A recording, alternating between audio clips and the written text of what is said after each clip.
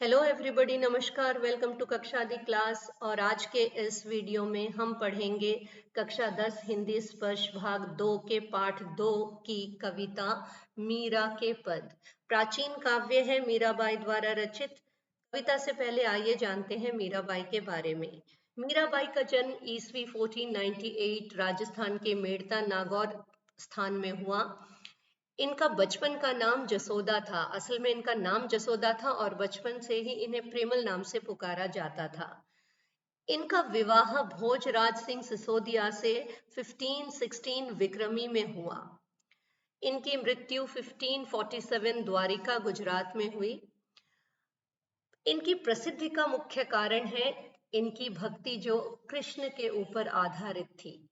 इन्होंने ये साबित कर दिया कि काल कोई भी क्यों ना हो, अगर भक्ति सच्ची है तो भगवान को आना ही पड़ता है अपने भक्त के पास। मीराबाई कृष्ण भक्ति शाखा की एक महान संत कवयित्री और श्री कृष्ण की अनन्य भक्त थी। यानी राधा के पश्चात अगर उनके कृष्ण के भक्त का कोई नाम आता है तो उसमें सबसे पहला नाम मीराबाई का है। राजस्थान के मेड़ता में जन्मी मीराबाई ने बचपन से ही कृष्ण को अपना पति मान लिया था। उन्हें अपना परमेश्वर, अपना पति सब कुछ मानती थी। उनके पद जो राजस्थानी मिश्रित ब्रज भाषा में हैं, उनके गहरे प्रेम और समर्पण को दर्शाते हैं। कृष्ण के प्रति जो मीरा का गहरा प्रेम था, उनका समर्पण था, ये उनके पदों में दिखाई देता है। उन्होंने आजीवन कृष्ण की भक्ति की और उसी भक्ति में लीन होकर इस संसार से चली गई। चलिए आरंभ करते हैं मीरा के पद। चलिए पहला पद देखते हैं। हरि आप हरो जनरी भीर। हरि, ये हरि कौन है? श्री कृष्ण जी। अब श्री कृष्ण तो हरे नहीं थे, वे तो श्याम वर्ण थे, नीले रंग के थे। फिर हमने उन्हें हरि क्यों कहा? क्योंकि हरि का मतलब होता है दुख हरता। हरता यानी दूर करने वाला, हरण करने वाला। तो हरि कौन? श्री विष्णु, यहाँ श्री कृष्ण। ये हरण करते हैं किसका? भीर का। भीर यानी पीर, पीर यानी पीड़ा, पीड़ा यानी दुख। तो पहले पंक्ति में मीराबाई कहती है, हरि हे प्रभु आप हरो, दूर करो जन की। जन यानी पीपल, लोग। यहाँ जन कौन है? भक्त हैं। तो आप अपने भक्तों की जो पीड़ा है, उनका जो दुख दर्द है, वो आप दूर करो, हर लो, हर लो, दूर कर लो, क्योंकि आप हरि हो। अब मीरा ऐसे ही नहीं कहती है, वो इसलिए कहती है क्योंकि हरि ने यह कार्य तो पहले भी किए हैं और उसके 3 उदाहरण वो देती है। सबसे पहला उदाहरण देती है, द्रौपदी री लाज राखी आप बढ़ायो चीर। आपने द्रौपदी के लाज, लाज यानी उनका मान सम्मान, उनकी इज्जत, राखी यानी रक्षा की। आपने द्रौपदी के मान सम्मान की रक्षा की। कैसे? आप बढ़ायो चीर, चीर यानी साड़ी। आपने क्या किया? द्रौपदी के साड़ी को, उनके वस्त्र को बड़ा किया, बढ़ा दिया। कहानी सभी को मालूम होगी महाभारत की। जब दुशासन ने द्रौपदी के साड़ी को खींचा, तब श्री कृष्ण ने उनके मान सम्मान की रक्षा करते हुए उनकी साड़ी को बड़ा करते चले गए। दूसरा उदाहरण दे रही है मीरा, भगत कारण रूप नरहरि धरयो आप शरीर। तो कौन से भगत? भक्त का नाम आते ही प्रहलाद का नाम आता है। तो भक्त प्रहलाद के कारण, अर्थात उसके लिए आपने कौन सा रूप धारण किया? आपने रूप धारण किया किसका? नरहरि का। कौन है नरहरि? नरसिंह अवतार, विष्णु जी के अवतार नरसिम्हा। धरयो धारण किया, शरीर, शरीर यानी आपने अपने शरीर को नरसिम्हा का रूप धरवाया, धारण किया। किसके लिए? भक्त प्रहलाद के लिए। ये कहानी भी बहुत प्रचलित है। भक्त प्रहलाद के पिता हिरण्यकश्यप को बहुत बड़ा एक आशीर्वाद था, एक वरदान था कि न उनकी मृत्यु दिन में होगी न रात में, न घर के भीतर न घर के बाहर, ना ही किसी अस्त्र शस्त्र से वो मारे जाएंगे और ना ही कोई जानवर और मनुष्य उन्हें मार सकेगा। लेकिन जब उनके पापों का घड़ा भर गया, तब अपने भक्त की रक्षा करने के लिए स्वयं उन्होंने नरसिम्हा का रूप धारण किया श्री विष्णु जी ने, और उन्होंने हिरण्यकश्यप का वध किया। हिरण्यकश्यप को अपनी जांघ पर बिठाकर घर की दहलीज पर बैठ गए। ना वो घर के भीतर है, ना वो घर के बाहर। उन्होंने सामने देखा, सूरज आधा डूबा हुआ था, ना दिन थी ना रात। उन्हें जांग के ऊपर बिठाया था, ना वो धरती पर थे ना वो आसमान में। और फिर उन्होंने अपने नाखून निकाले, क्योंकि नाखून तो कोई अस्त्र शस्त्र वेपन होते ही नहीं है, इसीलिए अपने नाखूनों से, जो कि वेपन ही नहीं है, उन्होंने उनका पेट चीरकर उनकी हत्या कर दी, उन्हें मुक्त कर दिया। अर्थात असंभव को भी जो हरि हैं, श्री कृष्ण हैं, वो अपने भक्तों के लिए संभव करके दिखाते हैं। बूढ़ते गजराज राख्यो काटी कुंजर पीर, ये गजराज की कहानी है, गजेंद्र मोक्ष की कहानी है। बूढ़तो यानी डूबना, डूबते हुए गजराज की, गजेंद्र की राख्यो रक्षा की, आपने काटा, काटना यहाँ दूर करना, कुंजर जो गजराज है उनकी पीड़, उनके दुख को, उनकी जो पीड़ा थी उसको आपने दूर किया। ये कहानी गजराज की है, जब वो पानी में उतरे थे और तब आकर उनको एक मगरमच्छ ने पकड़ लिया था। उनका घमंड भी धीरे धीरे जाता गया, तब उन्हें विष्णु की याद आई और उन्होंने विष्णु को याद किया, उन्हें पुकारा। जैसे ही विष्णु उदय हुए और प्रकट हुए, उन्होंने, हाथी ने अपने सूंड से एक कमल उठाकर विष्णु जी के सामने रखा और विष्णु जी ने अपने सुदर्शन चक्र से मगरमच्छ का गला काट दिया। इस तरह उनकी पीड़ा को काटकर गजराज की रक्षा की।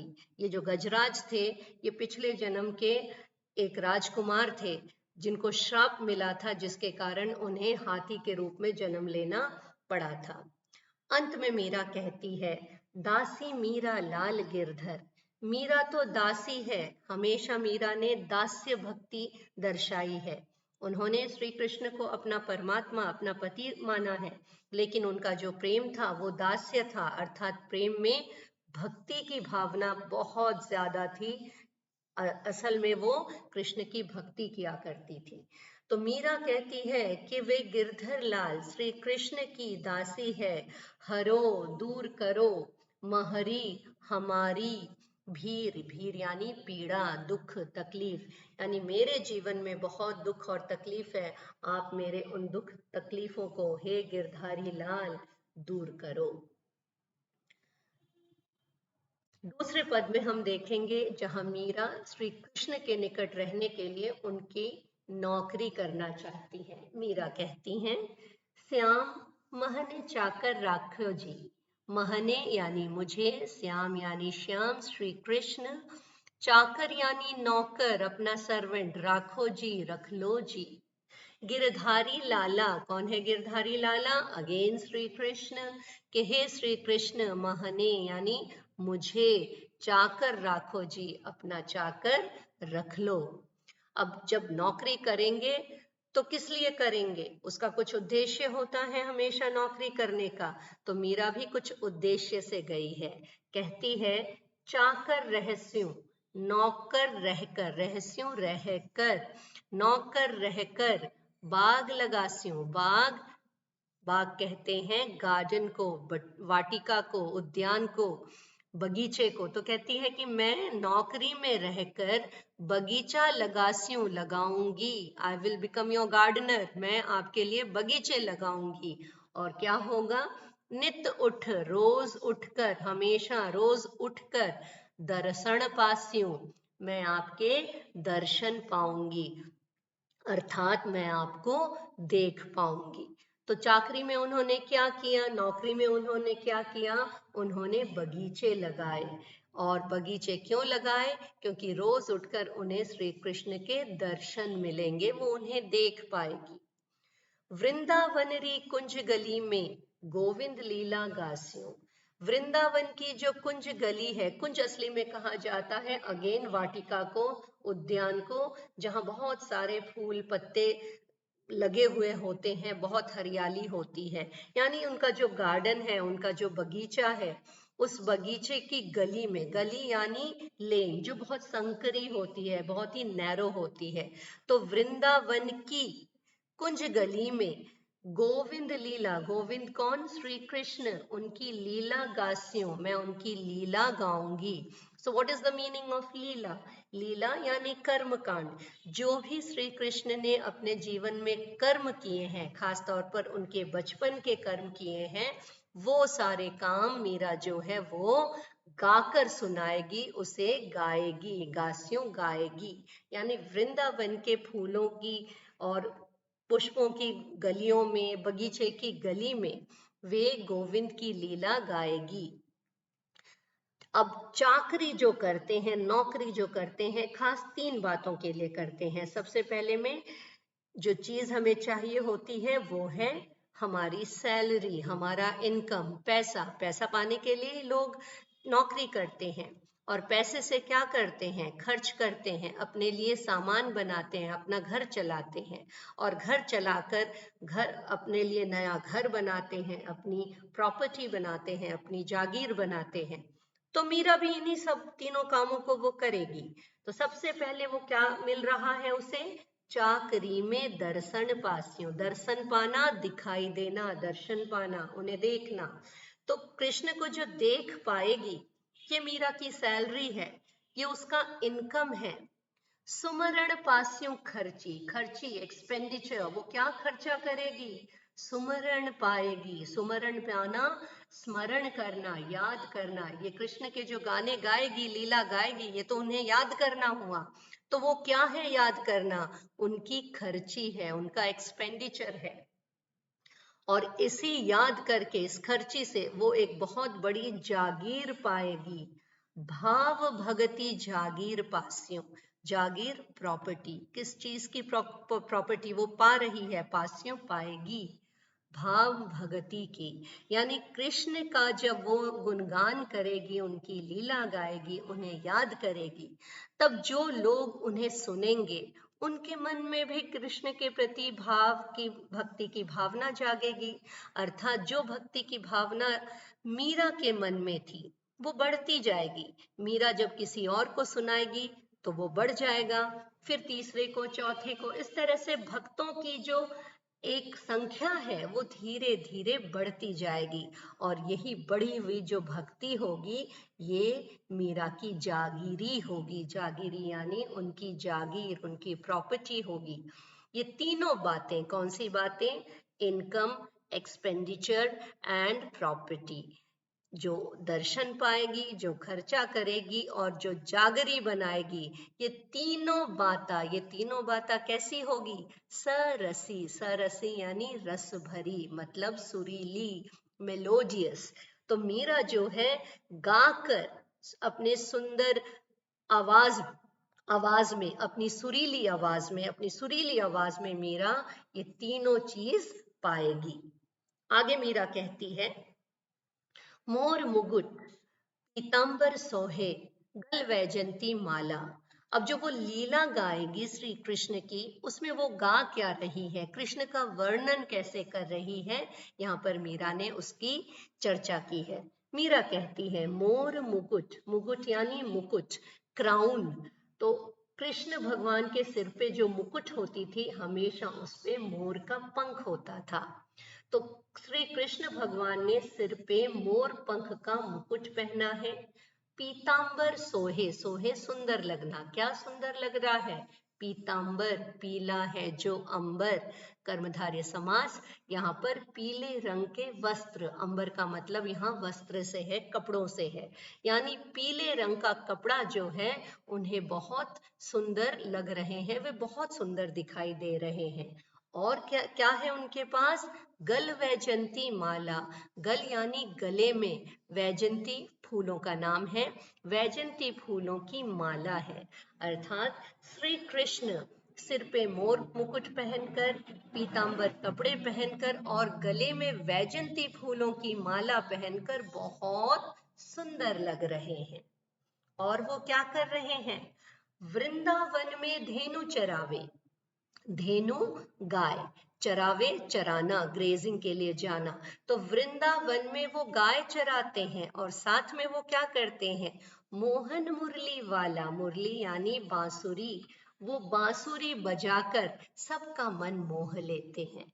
तो दो पंक्तियों में मीरा कहती है, श्री कृष्ण ने मोर मुकुट पहना हुआ है, पीतांबर वस्त्र पहने हैं और गले में वैजंती फूलों की माला पहनकर वे बहुत सुंदर लग रहे हैं। वे वृंदावन में गाय चराते हैं और मुरली बजाकर सबका मन मोह लेते हैं। पहला काम उनका खत्म हुआ, एक और काम वो करेगी। तो दूसरा काम वो क्या कर रही है, वो कहती है, ऊंचा ऊंचा महल बनावा, बिच बिच राखूं बारी। तो वो ऊंचे ऊंचे महल बनाएगी। अब वो आर्किटेक्ट बन गई, सिविल इंजीनियर भी बन गई। ओके, तो वो कह रही है कि मैं ऊंचे ऊंचे महल बनाऊंगी, बिच बिच, बिच बिच यानी बीच बीच में, रखूंगी, राखू यानी रखूंगी, बारी, बारी यानी बगीचा, गार्डन लगाएगी, वो बगीचे रखेगी। तो बीच बीच में वो बगीचा रखेगी, जिससे वो सुबह जैसे जाती है वहां जाकर कृष्ण के दर्शन कर पाए। एक बारी का मतलब खिड़कियां भी होती है, वो ये भी कह सकती है कि वो खिड़कियां रखेगी जिससे कृष्ण भगवान के दर्शन कर पाएगी। कैसे करेगी वो कृष्ण भगवान के दर्शन, सावरियारा दर्शन पास्यों, दर्शन यानी दिखाई देना, दर्शन देना। सावरिया का कौन है, उनके सावरिया श्री कृष्ण, श्री कृष्ण के वो दर्शन पाएगी। कैसे, पहर पहनकर, कुसुम्बी, कुसुम्बी यानी लाल रंग की साड़ी, वे लाल रंग की साड़ी पहनकर श्री कृष्ण के दर्शन पाएगी। अब श्री कृष्ण तो बहुत ही व्यस्त रहते हैं, राजा हैं, कहाँ उनके लिए मीरा के पास समय होगा। लेकिन मीरा कहती है कि मीरा, आधी रात प्रभु दर्शन दीजियो, मैं आधी रात भी आपकी प्रतीक्षा करूंगी, यानी जब आधी रात होगी, हे प्रभु दर्शन दीजियो, आप आकर मुझे अपना दर्शन दीजिएगा।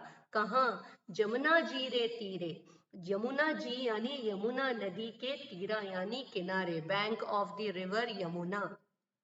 याद रखिए, उत्तर भारत में यमुना या गंगा को यमुना और गंगा नहीं, यमुना जी और गंगा जी कहा जाता है। तो वो कहती हैं कि आधी रात मुझे हे प्रभु जमुना नदी के किनारे दर्शन दीजिएगा, मैं कुसुम्बी रंग की साड़ी पहने रहूंगी।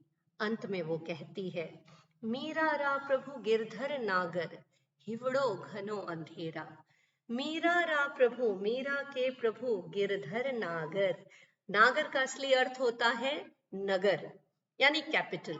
कैपिटल कहाँ होता है, किसी शहर के बीच में। उसी तरह हमारा शरीर जो है, इसके बीच में भी एक कैपिटल है जो पूरे शरीर को कंट्रोल करता है, और वो है हमारा मन।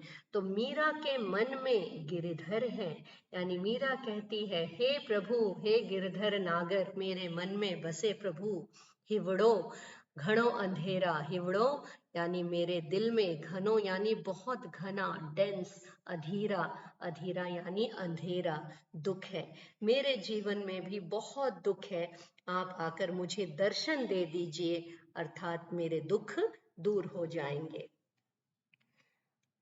इन पदों से हमें क्या जानने को मिला, पहले पद का भावार्थ है, इस पद के माध्यम से मीरा यह कहना चाहती है कि यदि प्रभु के प्रति सच्ची भक्ति हो तो प्रभु असंभव को भी संभव करके भक्त की रक्षा अवश्य करते हैं।